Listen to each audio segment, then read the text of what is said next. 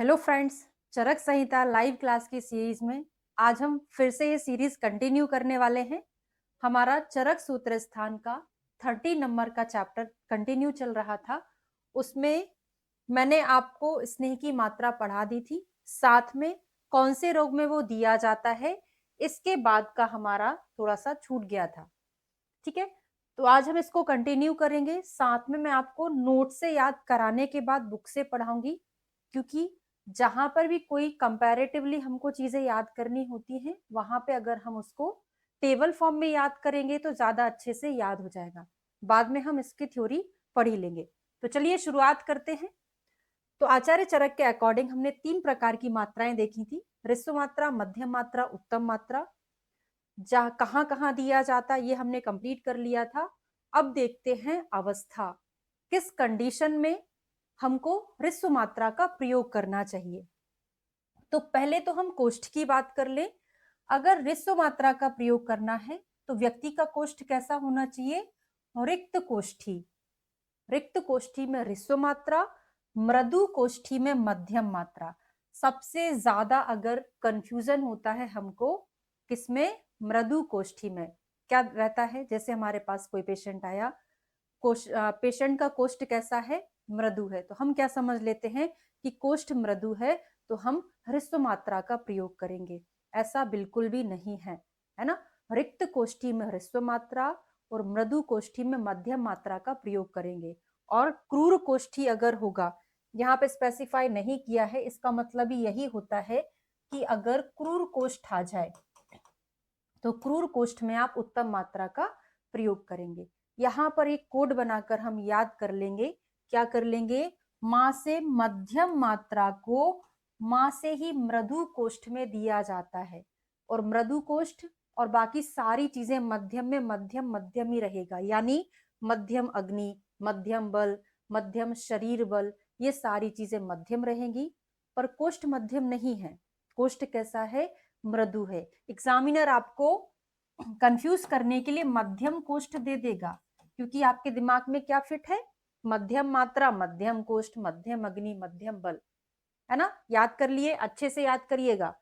चलिए वापस से देखते हैं। ह्रस्व मात्रा मंदाग्नि है, रिक्त कोष्ठी। और ह्रस्व मात्रा मतलब बहुत कम क्वांटिटी की मात्रा, तो किसमें देंगे हम? बालक, वृद्ध, सुकुमार, अबरवल में देंगे। मध्यम मात्रा मध्यम कोष्ठ में नहीं, किसमें? मृदु कोष्ठी। बाकी अग्नि, शरीर बल, ये सब मध्यम होगा तब देंगे। और उत्तम मात्रा कहाँ देंगे? जिसकी अग्नि बहुत ज्यादा तीक्ष्ण है ना। कोष्ठ भी फिर आप बोलोगे मैडम अगर अग्नि तीक्ष्ण है तो कोष्ठ क्रूर कैसे हुआ? क्योंकि तीक्ष्ण अग्नि किसके कारण होता है? पित्त के कारण। तो वो कोरिलेशन अभी यहाँ पे नहीं करना है, नहीं तो वो कुछ समझ ही नहीं आएगा। तो अगर किसी की अग्नि तीक्ष्ण है, अगर हम कम मात्रा में देंगे तो पच जाएगा ना, तो इसको हमको उत्तम मात्रा में देना पड़ेगा, है ना। शरीर बल श्रेष्ठ है। नित्य प्रभुत स्नेह सेवी, जो नित्य ही बहुत ज्यादा मात्रा में स्नेह का पान कर रहा है। जैसे वो डेली खाने में 4 चम्मच घी दाल में डाल के खाता है, 8-10 चम्मच रोटी में लगा के खाता है, और आप शुरुआत ही उसका 20 ml से शुरुआत कर रहे हैं, तो स्नेह होगा ही नहीं। क्यों नहीं होगा? क्योंकि उसको उतना स्नेहन साथ में हो चुका है। उससे ज्यादा क्वांटिटी में आप स्नेह पान कराएंगे, तब उसको स्नेहन के लक्षण आगे जाके मिलेंगे। तो जो नित्य ही ज्यादा मात्रा में स्नेहन लेता है, उसको हमें ज्यादा मात्रा में स्नेहन देना है ना, उत्तम मात्रा में। क्षुधा पिपासा सहा, जो भूख प्यास के वेग को सहन कर पाएगा, उसी को ज्यादा मात्रा में स्नेहन कराएंगे। क्यों? क्योंकि अगर जो सहन नहीं कर पाएगा, ज्यादा मात्रा में हमने स्नेह पान करा दिया, तो व्यक्ति को क्या हो जाएगी? इस चीज को सहन ही नहीं कर पाएगा, भूख प्यास के वेग को। तो स्ट्रांग होना चाहिए। पावकश्च उत्तमे बले, यहाँ मध्यम बल अग्नि का, यहाँ पे उत्तम बल, यहाँ पे अग्नि कैसी होगी? मंदाग्नि। तो कंपैरेटिव हमने याद कर लिया। थोड़ा सा और देखेंगे इस टेबल से, बाकी पूरा श्लोका में पढ़ेंगे। ह्रस्व मात्रा, तो ह्रस्व मात्रा में क्या होता है? थोड़ी सी मात्रा है, कभी भी खा लिए, कोई हमको परिहार की जरूरत नहीं पड़ती है, तो परिहारे सुखा चा ऐसा। और मात्रा स्नेहन ब्रंघड़ी, ये ब्रंघड़ी मात्रा होती है। आचार्य बागभट्ट के हिसाब से अगर देखा जाए तो उन्होंने ब्रंघड़ी मात्रा का अलग से वर्णन किया है। जो स्नेहपान की 4 मात्राएं बताई है ना, उत्तम मात्रा, मध्यम मात्रा, ह्रस्व मात्रा और एक ह्रस्वसी मात्रा, इसके अलावा अलग से एक और मात्रा बताई है जिसको हम ब्रंघड़ी मात्रा बोलते हैं, जो कब लिया जाता है, अगर हमको शरीर का ब्रंघण कराना है तब लिया जाता है। पर आचार्य चरक ने ब्रंघड़ी मात्रा का अलग से वर्णन नहीं किया, उन्होंने किसके अंतर्गत बताया है, स्नेहपान की ऋस्व मात्रा के अंतर्गत ही बता दिया कि ये मात्रा ब्रंघण कराती। एग्जाम में क्वेश्चन प्रीवियस ईयर में पूछा गया है।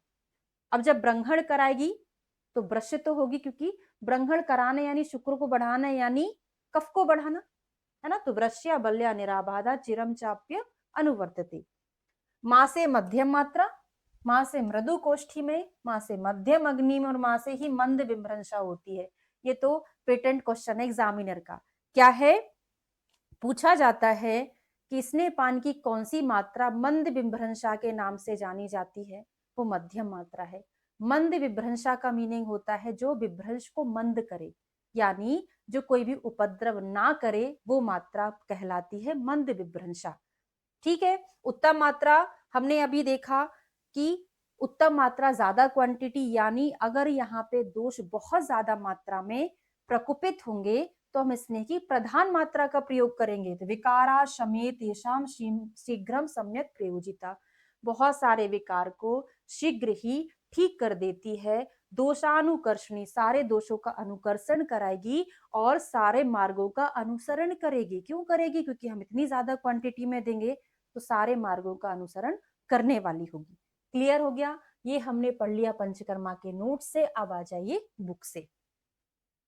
इसके पहले मैंने पढ़ा दिया था, श्लोक नंबर 32 पर आ जाए। तासाम प्रयोगान बक्ष्यामी पुरुषम पुरुषम प्रति। ऐसा नहीं है कि हमारे पास पहले दिन पेशेंट आया, हमने उसको चार्ट बना के दे दिया, आज 30 ml, कल 60 ले लेना, परसों 90 ले लेना, 120 ले लेना। ऐसा कभी नहीं होता है। सबकी प्रकृति, कोष्ठ, अग्नि सब कुछ अलग अलग रहता है, तो सबके हिसाब से आपको अलग अलग स्नेहपान कराना पड़ेगा। फिर उसमें अगले दिन का डोज भी डिसाइड किया जाता है, आज का डोज कितने समय में पचा, अगला कितना लोगे, फिर वो पचा, फिर उसके अगले दिन का डिसाइड करोगे।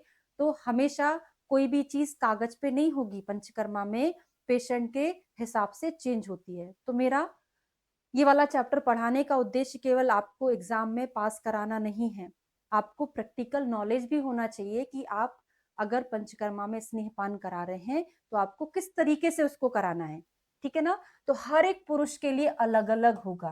तासाम प्रयोगान वक्ष्यामि पुरुषम पुरुषम प्रति।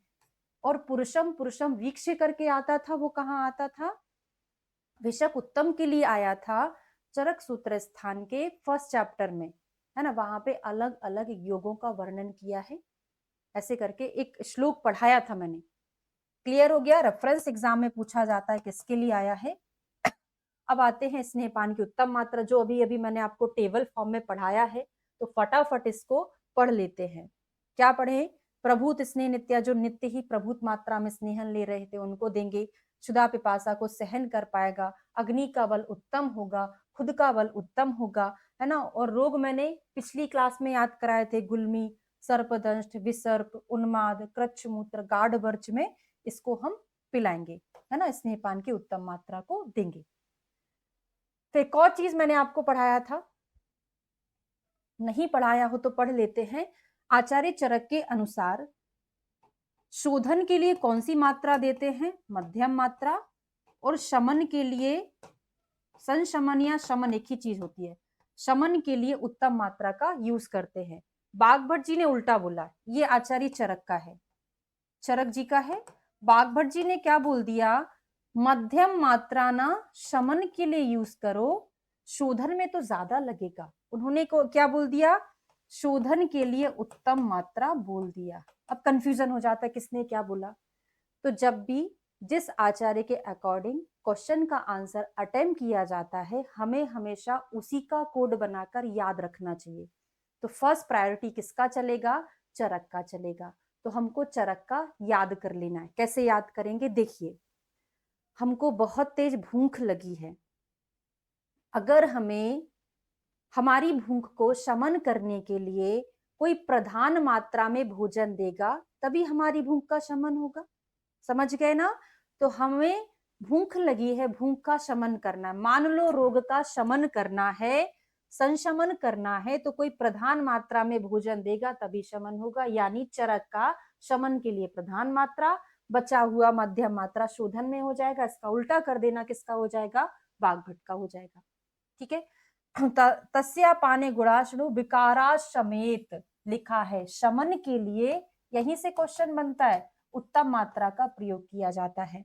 दोषानुकर्षणी पढ़ा दिए हैं भी, सरमारों का अनुसरण करने वाली होती है, बल्य होती है, पुनर्अवकारी और शरीर इंद्रिय आदि को बल देने वाली होती है। स्नेह की मध्यम मात्रा पिछली क्लास में पढ़ाए थे, केपी वर्मा, के फॉर कुष्ठ, पी फॉर प्रमेह, वर्मा फॉर वातरक्त। फिर बताए थे के फॉर कुष्ठ में स्किन की जितनी भी डिसीज आएंगी सारा मध्यम मात्रा में आएगा, जैसे अरुष्क, स्फुट, पीड़िका, कंडुपामा आदि। और केपी वर्मा याद कर लिए थे। फिर मृदु कोष्ठ में दिया जाता है, ये भी हमने देख लिया था। फिर मंद विभ्रंशा इसको बोलते हैं, मंद विभ्रंशा किसको बोलते हैं ये भी क्वेश्चन पूछा गया था। तो मंद विभ्रंशा ऐसी मात्रा जो किसी भी उपद्रव को उत्पन्न ना करे और शोधनार्थ प्रयुक्त किया जाता है। अभी अभी मैंने आपको बताया मध्यम मात्रा शोधनार्थ प्रयुक्त की जाती है और शमन के लिए उत्तम मात्रा प्रयुक्त की जाती है। फिर ऋस्व मात्रा के बारे में हमने पढ़ा, रिक्त कोष्ठी में दिया जाता है। जैक स्पैरो याद कराया था जो रतिसार कास में, वृद्ध बाल सुकुमार में दिया जाता है। और ये मात्रा कैसी होती है, परिहार की जरूरत नहीं पड़ती है इसमें, स्नेहन कराती, ब्रंहण कराती, वृश्य बल्ल आदि होती है और कोई भी बाधा उत्पन्न नहीं करती है। जबकि आचार्य बागभट्ट ने ब्रंहणी मात्रा का अलग से वर्णन किया है और उसका सेवन कैसे किया जाता है, भोज्य पदार्थों में मिलाकर उसका सेवन किया जाता है। ठीक है, तो हमने तीनों प्रकार की मात्राएं कंप्लीट कर ली। अब इसके बाद हमने जो पढ़ा था, क्या पढ़ा था, स्नेहन वाला चारों प्रकार के घृत, तेल, वसा, मज्जा का श्लोक जो पढ़े थे ना, वातहरम नाचा श्लेष वर्धनम, वातहरम नाचा श्लेष वर्धनम ऐसे करके, त्वचे मूषणम स्थिर करम, तेलम योनि विशोधनम, ऐसे चारों श्लोक पढ़े थे वात पित्त कफ सॉरी घृत, तेल, वसा, मज्जा के। अभी हम फिर से वो पढ़ने वाले हैं, पर अब एक एक के चार चार श्लोक पढ़ेंगे। पूरा का पूरा टिप ऑफ टंग नहीं रटना है जैसे हमने पहले चार रटे थे, अभी हमको केवल समझना है। पहला वाला श्लोक अगर आपको याद है उसके कंपैरेटिवली हम इसको याद कर लेंगे। ठीक है, मजा आ रहा होगा पढ़ के, काफी गैप हो गया था। आप लोगों के यूट्यूब कमेंट मैंने देखे थे कि कब अपलोड होगा वीडियो, है ना, तो इसीलिए मैंने ये सीरीज फिर से कंटिन्यू कर दी है। अब आशा है डिसकंटिन्यू ना हो बीच में, है ना, कंटिन्यू ही करेंगे। तो वात पित्त प्रकृति वहां भी पढ़े थे, बीपी में घी पिला दिए हैं, है ना, वात पित्त हरम, वात क्या बोलते हैं इसको, पित्त अनिलाहरम करके अग्रह में बताया ना घृत के लिए, तो वात पित्त हो गया, वात पित्त हो गया। और घी कितना महंगा है, 800-900 रुपए किलो, तभी मुझे पता इतना चल रहा है, और ज्यादा भी कहीं कहीं होगा। तो सभी को कामना है उसकी कि मुझे भी घी मिल जाए खाने को, तो जितने भी कामा कामा वाली चीजें आएंगी वो कहाँ आएंगी, घृत में आएंगी। चक्षु कामा, फिर आयु प्रकर्ष कामा, पुष्टि कामा, प्रजा कामा, सारे कामा। और छत छीड़ में, छत छीड़ में छीर नहीं दे रहे हैं, क्या दे रहे हैं, घृत दे रहे हैं। और क्षीण छत आता है, छा से क्षीण छत में छी से छीर ही देते हैं, यहाँ पे घृत देते हैं। अब बोलेंगे छत क्षीण क्षीण छत अलग थोड़ी ना है, अलग है भाई। कहाँ, जब मैं आपको छत क्षीण चिकित्सा पढ़ाऊंगी, चिकित्सा स्थान का 11वां चैप्टर, वहां पे एक्सप्लेन करूंगी आपको। छत क्षीण में एक पूरा छत होता है, एक क्षीण छत होता है, दोनों का कारण अलग है, दोनों का लक्षण भी अलग अलग है, चिकित्सा सेम है। ठीक है ना, तो छत क्षीण में घृत और क्षीण छत में क्षीर देते, कहाँ देते हैं, सूत्र स्थान के फर्स्ट चैप्टर में बताया था। बढ़ लिए, अब जो गांव में लोग रहते हैं, शुद्ध घी मिलता है उनको, बढ़िया स्किन, बल वर्ण कैसा होता है, अब धूप में काला भले ही हो जाता है पर ओरिजिनल रहता है ना, तो बल वर्ण स्वर जिनका अच्छा हो जाता है, कामा कामा पढ़ लिए थे। दीप तो जहा, अब हमने पढ़ा था सबसे पहली धातु रस, सबसे आखिरी धातु शुक्र, फिर उसके बाद ओज, रस शुक्र ओजसाम हितम पढ़े थे ना, वही तो लिखा है ओज। घी खाने स्मृति बहुत अच्छी होगी, बुद्धि अच्छी होगी। और क्या है, जब आप जल जाते हैं कहीं, शस्त्र लग जाता है कहीं, आचार्य सुश्रुत ने सब जगह यही तो बोला है, मधुघृत लगा दो, यानी दाह शस्त्र विष अग्नि से कुछ भी कहीं हुआ है, क्या लगा दोगे? घृत लगा दोगे। तो वो श्लोक हमने पूरा याद किया था, इसको हमने याद नहीं किया, केवल समझा है, समझ के हमको याद हो गया। हो गया? बताना कमेंट करके, ठीक है। चलिए आगे बढ़ेंगे। तेल सेवन के योग्य रोगी, क्या पढ़े थे श्लोक? जल्दी से बताइए मुझे, घर बैठे बैठे बोल दीजिए। वातहरम नाचा श्लेष्म वर्धनम, यानी वात को हरता है, कफ को भी नहीं बढ़ाता है। यानी कि कफ अगर वृद्ध होगा तो हम इसका प्रयोग कर सकते हैं। वातहरम नाचा श्लेष्म वर्धनम। फिर त्वच्यम उष्णम स्थिरकरम तेलम योनि विशोधनम, त्वचा के लिए अच्छा होता है, चमकदार हो जाती है ना, स्थिरता लाता है, बल बढ़ाता है। जो एथलीट्स होते हैं या पंचकर्मा में स्नेहन से क्या होता है? बॉडी चमक जाती है, बल मिलता है। पूरा याद हो गया। तो प्रविद्ध श्लेष्म मेधसा क्या बताए थे? वातहरम नाचा श्लेष्म वर्धनम, यानी कफ को नहीं बढ़ाता है, यानी वृद्ध कफ में इसका हम यूज कर सकते हैं। आचार्य चरक बागभट्ट ने तो बोला भी है, क्या बोला है? कृशानाम ब्रंगणायाल स्थूलानाम कर्षणाय चा, यानी दुबले पतलों में ब्रंघण कराता है ये, और मोटे को दुबला कराता है ये इसका रीजन मैं आपको इसके 1-2 लेक्चर पहले पढ़ा दी हूं। बहुत इंपॉर्टेंट रीजनिंग क्वेश्चन बनता है ना। इसका मतलब हम मोटे लोगों में इसका प्रयोग कर सकते हैं। प्रविद्ध श्लेष्म मेधा, अभी आगे जाके वसा पढ़ाऊंगी। वसा में क्या लिखा है? जिनका श्लेष्म मेधा सूख गया है उनमें वसा दो ताकि वो बढ़ जाए। यहाँ पे क्या लिखा है? जिनका श्लेष्म मेधा बढ़ा हुआ है उसमें तेल दो ताकि वो कम हो जाए। ठीक है ना। और क्या है? जब ये सारी चीजें बड़ी हैं तो स्थूल गल उदर, गले पर उदर पर अगर फैट है तो उसका प्रयोग कर दो। तेल तो बेस्ट होता ही है वात व्याधि में, तो वात व्याधि में तेल देंगे, वात प्रकृति में तेल देंगे। जितना भी वात पित्त आया था वो कहाँ था? घृत में। यहाँ पे केवल वात है। ठीक है। बलम, वही एथलीट्स को पंचकर्मा में हम क्या करा रहे हैं? स्नेहन करा रहे हैं, बढ़िया सा बल मिल जाएगा। तनुत्वम है ना, पतला पतला उदर, गले क्या लिखा है? पतले का मतलब पतलापन, मतलब बहुत ज्यादा फैट है ना, डिजोल्व हो जाएगा तो पतला हो जाएगा। लघुता, स्थिर गात्रता, स्निग्धता हो जाएगी त्वचा में, कांति आ जाएगी। क्रमी कोष्ठ, लास्ट वाला तो तीनों के तीनों याद करना है। लास्ट वाला इसमें तेल में बसा और मज्जा तीनों में हमको अच्छे से याद करना है। कंपैरेटिवली याद करेंगे तो अभी तो केवल याद कर लो क्रूर कोष्ठ में, सॉरी क्रमी कोष्ठ और क्रूर कोष्ठ दोनों में। तो क्रूर कोष्ठ में वात की प्रधानता, वात को शांत कौन करता है? तेल करता है, तो तेल दे दिए। अभी केवल इतना याद करना, आगे जाके एक जगह और आता है। फिर क्रमी, कहीं पर कीड़े हैं, क्रमी लग गए हैं, तेल गरम करके डाल दो, कैसे हो जाएंगे? शांत हो जाएंगे। कोड है याद करने का, ऐसा करना नहीं है ना। तो क्रमी कोष्ठ, क्रूर कोष्ठ, नाड़ी में इसमें हम क्या करेंगे? तेल का प्रयोग करेंगे। हो गया तेल कंप्लीट। लास्ट में अभी क्लास के बाद क्वेश्चन पूछूंगी आपसे और आपको आंसर देना है, क्योंकि जब हम पढ़ते हैं तो हमको लगता है चीजें याद नहीं हो रही है, लेकिन जब आप उनको क्वेश्चन फॉर्मेट में पढ़ते हैं तो आपको सब कुछ बनता है। ठीक है। तो जैसे ही एक एक चैप्टर हमारा खत्म होता है, तो मैंने आपको पहले भी बोला है कि जो मैं बोलूंगी आपको करना है।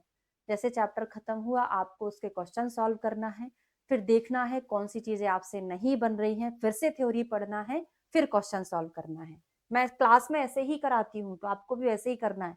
ठीक है। अगला, ये मैंने आपको अंडरलाइन करा दिया, बहुत इंपॉर्टेंट है। रीजन क्या है एक बार और रीड कर लीजिएगा।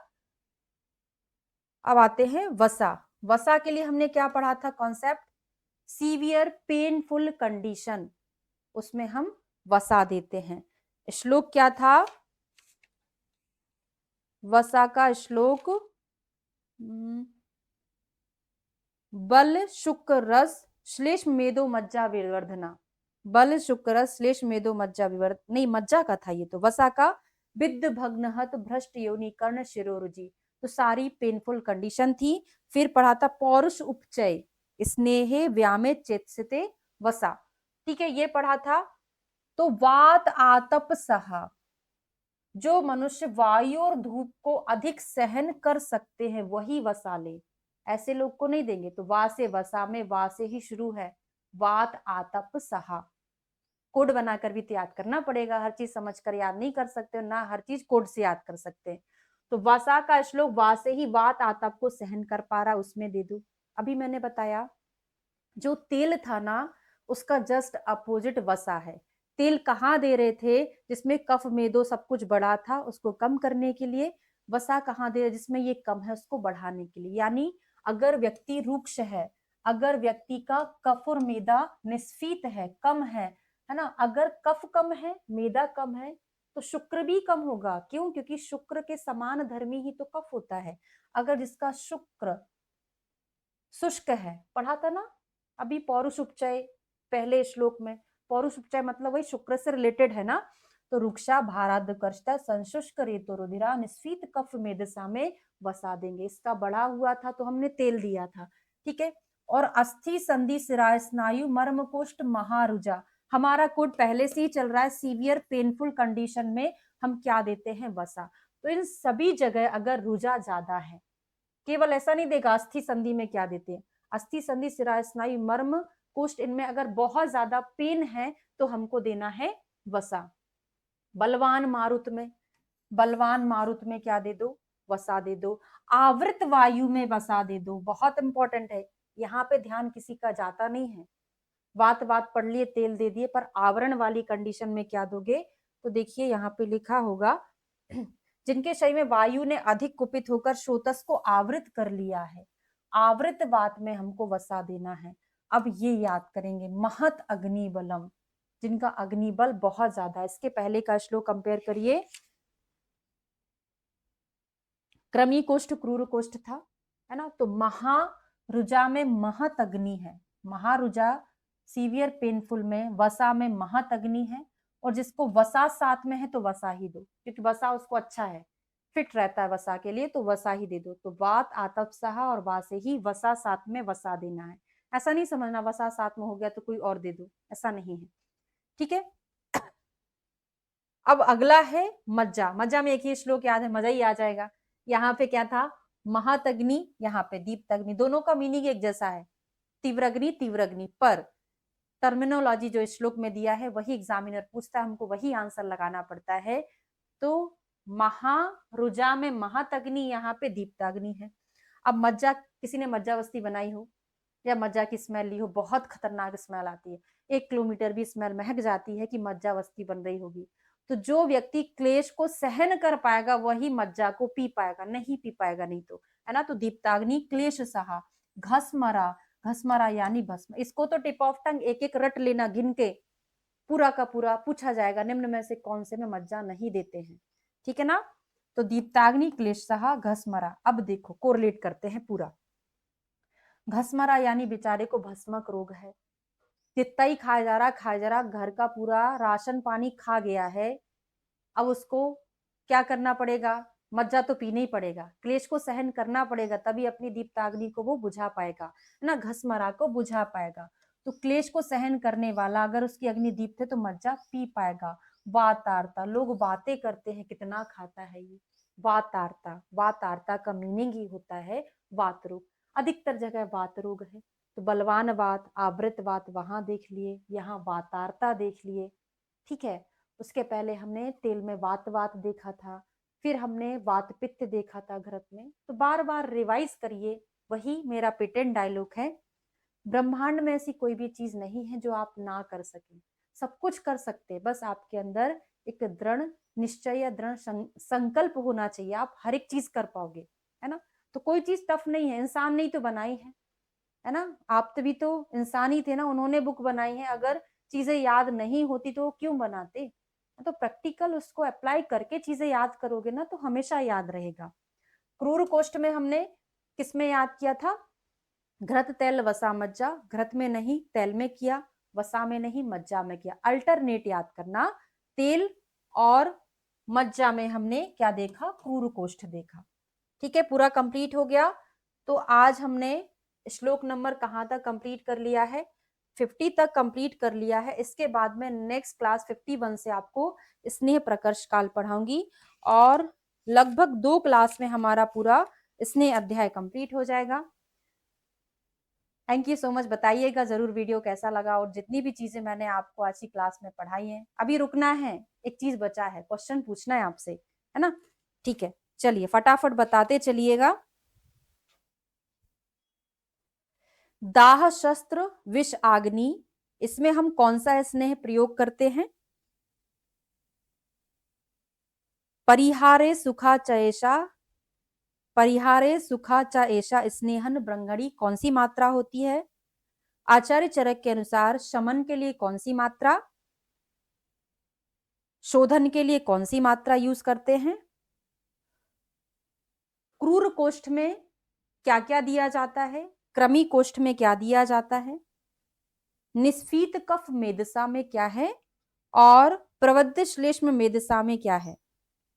आवृत वायु में क्या दिया जाता है? महातग्नि, दीप्ताग्नि, संशुष्क रेतो रुधिरा, चक्षु कामा, आयु प्रकर्ष कामा, पुष्टि कामा, प्रजा कामा में क्या दिया जाता है?